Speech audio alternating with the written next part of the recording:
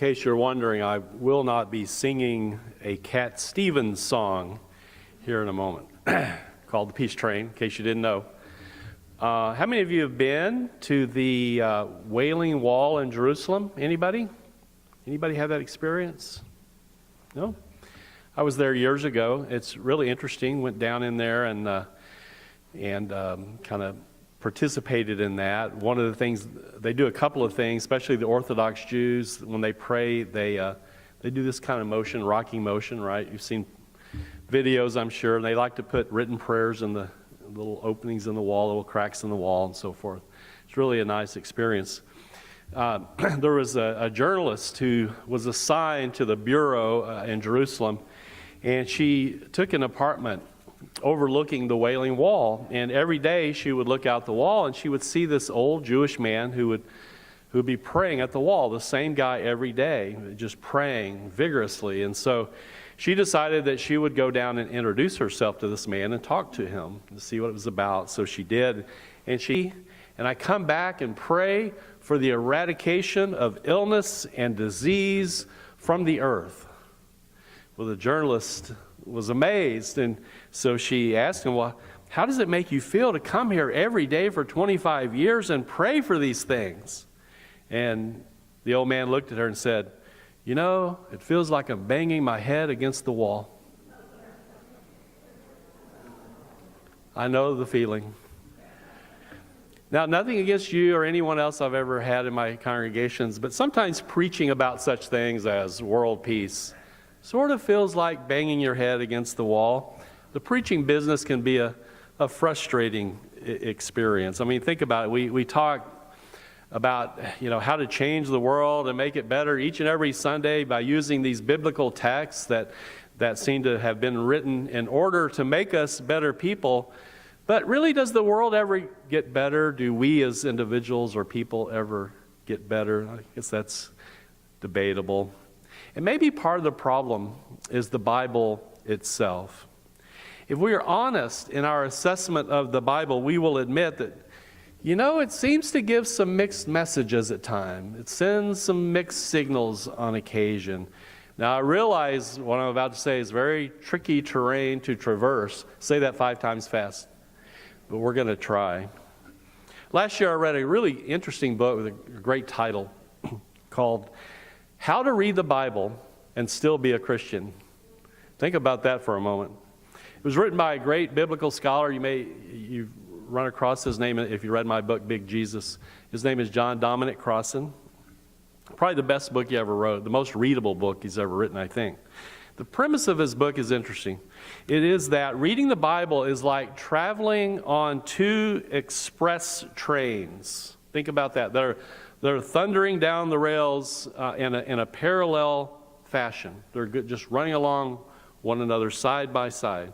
And one of the trains is traveling on a rail of nonviolence or peace, and the other one is traveling on a rail of violence.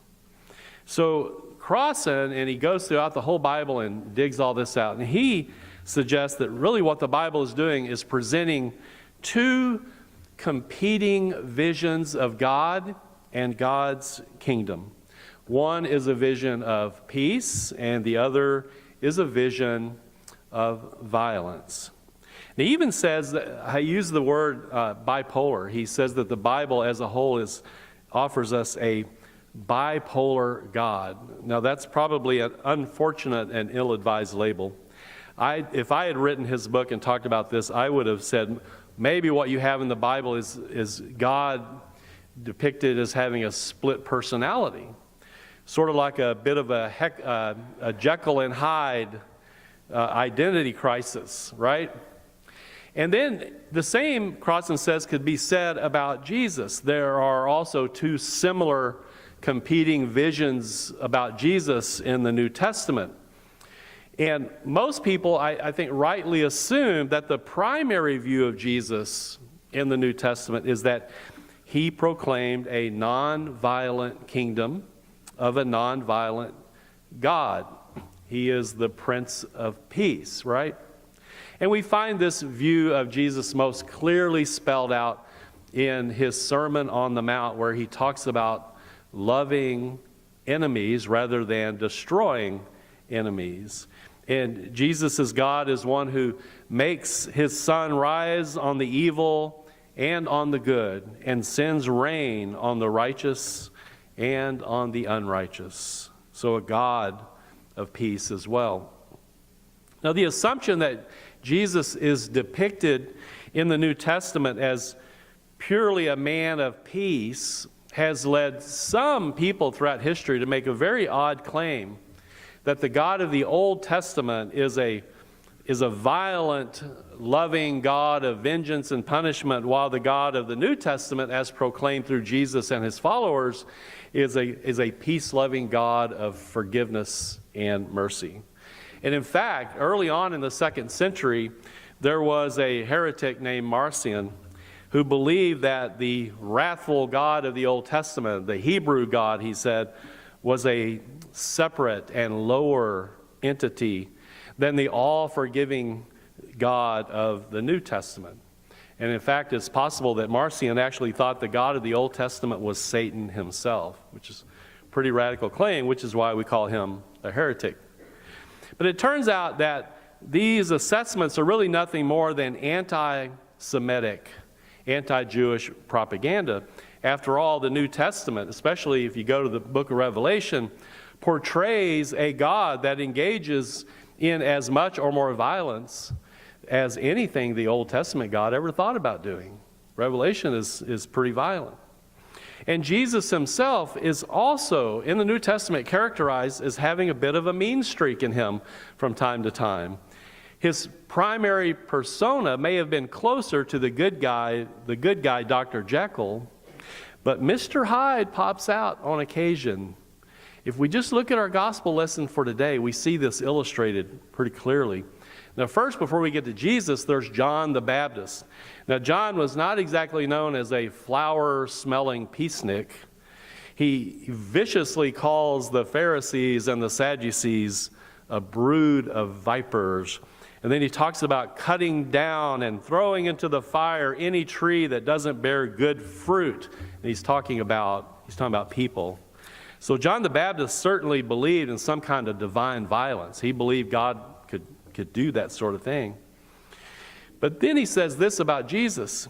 He says, and I quote, "His winnowing fork is in his hand, and he will clear his threshing floor and will gather his wheat into the granary." Well, that's all good. But, he says, the chaff he will burn with unquenchable fire.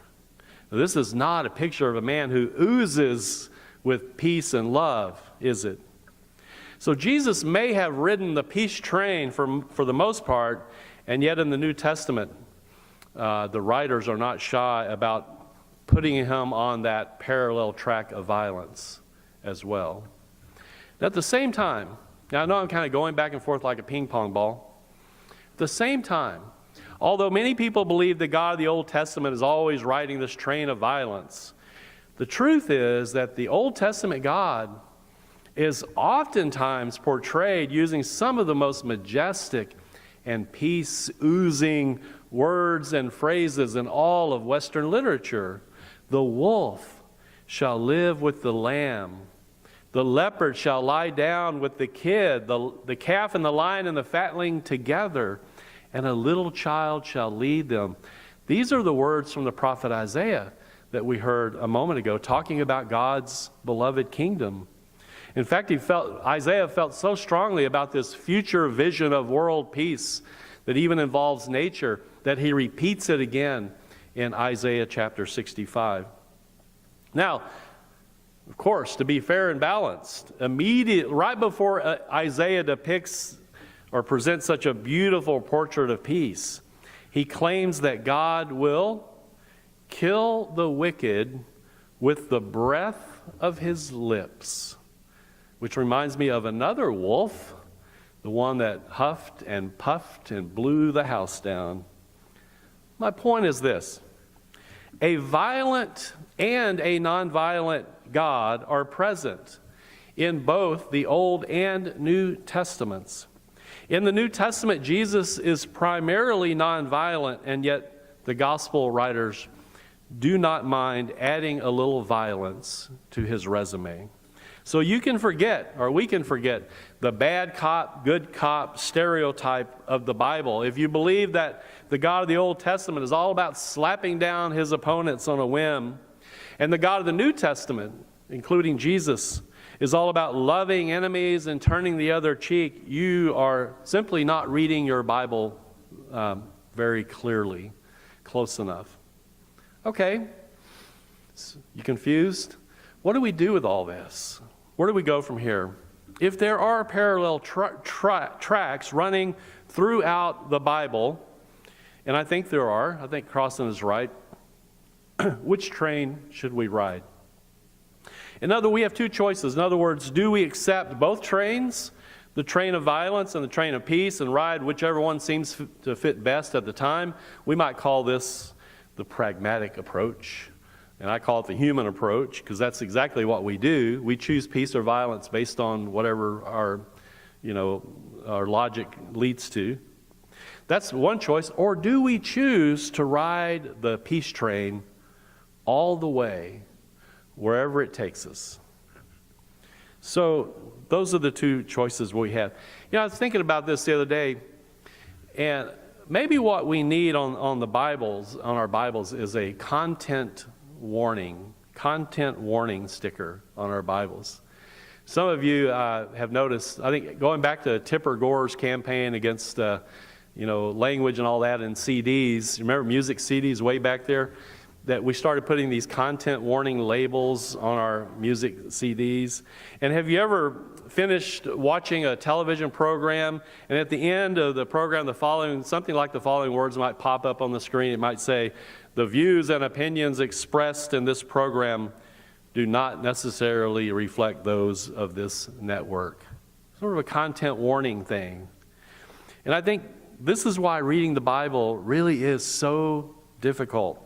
Because in my opinion, this is just my opinion, the views and opinions expressed in the Bible do not always reflect God's views and opinions. Does that sound radical? I'm sorry if it does. I'm going to say it again. In my opinion, the views and opinions expressed in the Bible are not always the views and opinions of God. Not everyone will agree with me on that, and that's okay. Some people are comfortable with a violent, vengeful, wrathful deity and Jesus. I'm not real comfortable with that, because what I have come to believe over in my time as a minister and just who I am is that our view of God influences how we treat other people. So if we see God as a vengeful, punishing, wrathful God, then we're more likely to do that to other people. But if we don't see God that way, we are less likely to be that way to other people. So, if only for today, I ask you to hop on that peace train and take a ride with me. And as you look out the window, you're going to see on that parallel track that other train. And maybe this is a race to see which train, maybe human history is a race to see which train will get to the depot of God first. Which train do you think God is really rooting for? Seriously. The God of peace, or the train of peace, or the train of violence? Amen.